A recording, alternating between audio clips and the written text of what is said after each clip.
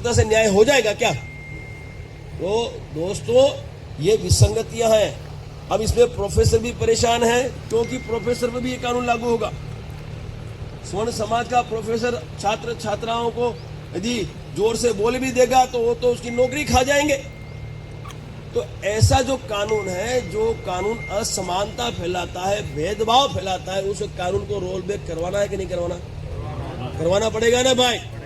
लेकिन करवाने के लिए हमें दिल्ली आना होगा। हम राजस्थान, गुजरात, मध्य प्रदेश में यदि हम प्रचार ये इस तरह से हम लोग आंदोलन करेंगे तो कुछ नहीं होने वाला।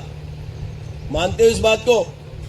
सिर्फ यहाँ हम हमारा चेहरा चमका सकते हैं। क्या चमका सकते हैं? चेहरा चमक सकता है कि हाँ मैंने ये किया, मैंने वो किया। चेहरा चमकाने की आवश्यकता ही नहीं। जो करेगा उसको समाज सराखों पे रखता है, आगे भी रखता रहेगा। इसकी आवश्यकता ही नहीं पड़ेगी हमें। मैं आपको पते की बात इसलिए कह रहा हूं क्योंकि हम तो फौजी हैं, हमें पता है कहां आक्रमण करना है। हम सफलता के लिए लड़ते हैं, राजनीति के लिए लड़ते नहीं है। हम लोग सफलता के लिए, हम मुद्दों को खत्म करते हैं। मुद्दे तैयार नहीं रखते हैं, मुद्दों को खत्म करने की जिम्मेवारी हमारी है, वो काम हम करते हैं।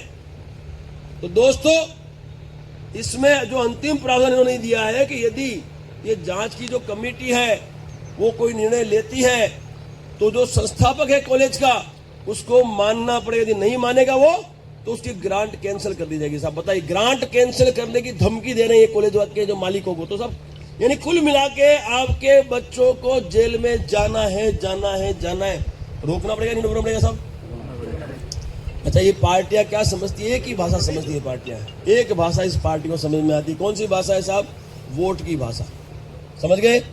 एक भाषा ही जानते हैं। बाकी तो इनके पास साधन है, संसाधन है, बल है इनके पास, तो पुलिस प्रशासन सभी तो कभी भी उपयोग कर लेंगे। लेकिन इनको डर है तो किस चीज का? कि ये जो स्वर्ण समाज है, ये क्षत्रिय ब्राह्मण वैश्य है, यदि इन्हें न्याय नहीं दिया तो ये वोट, सिर्फ आपको एक ही हथियार का उपयोग करना है। क्या करना है? साफ साफ आपको ये प्रण ले लेना है कि यदि हमारे बच्चों का भविष्य सुरक्षित रहा तो ये पार्टियां भी कान खोल के सुन ले, तुम्हारा भी भविष्य सुरक्षित करने की ताकत हमारी है। सही बात है, गलत है? यदि हमारे बच्चों का भविष्य असुरक्षित हो गया तो हम तुमको क्यों सत्ता में बिठाएंगे? क्यों बिठाएंगे बताएं? और दुख की बात तो यह है साहब, अभी तक यूजीसी को लेकर किसी भी सांसद ने, मौजूदा सांसद की बात कर रहा हूं, किसी भी विधायक ने, चाहे वो पक्ष में हो चाहे विपक्ष में हो चाहे निर्दलीय हो, किसी ने अपनी जबान से हमारा समर्थन नहीं किया। सोचो कितना बड़ा दुर्भाग्य है।